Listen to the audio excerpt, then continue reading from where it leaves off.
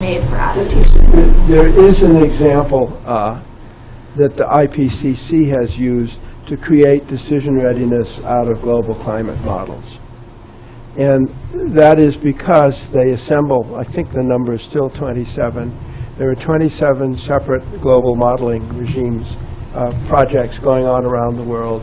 And they all have slightly different mathematical structures, slightly different algorithms for treating the critical processes. They're all slightly different, and they give different results, particularly as at the regional level. So for the globe, you can put them all together, and you can take an average. And there's always the sense that that if you average more data together, you get a more reliable result.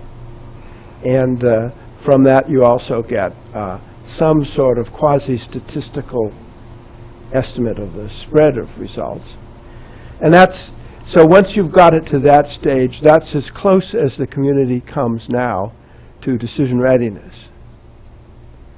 In other words, the IPCC would say, trust your results, place greater trust in these results than in any one of the individuals. They also look and they say, if you look regionally, they will then ask where the majority of models all point, let us say, in the same direction. As Naomi pointed out, about 30% of them point in a different direction in many regions. So it's not quite decision ready yet, but there are degrees of decision readiness. So you have to go beyond. There's no absolute decision readiness, but you can say that it passes certain thresholds of decision readiness, and that's what I think the scholarly community has to think out. And there are other ways. There are bibliometric tools, for example, and all of this will, I think, emerge in standard practice in the future. But if you've got a paper and you published it 4 or 5 years ago, it's now possible for you and everyone else to know who else is reading it and what the network of readers has been.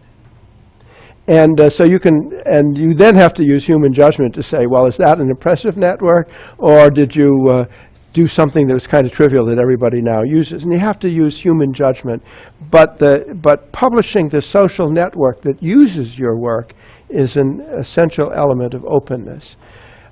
If that social network should, it's also possible through bibliometric techniques to characterize the interconnectivity between different topics. They actually plot the exchanges back and forth between citations, you know, and who cites who.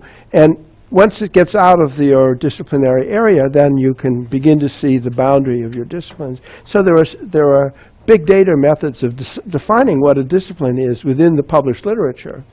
And if your results should propagate out of your discipline, that's a sign of readiness.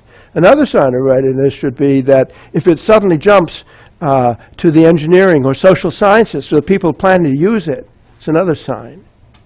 And so there are things that you can look at. But I don't think we're going to solve this decision readiness thing overnight. But I do think that if you had 10 years of discussion about it, you could probably get some elementary things that everybody should look at. Rebecca. Well, I wanted to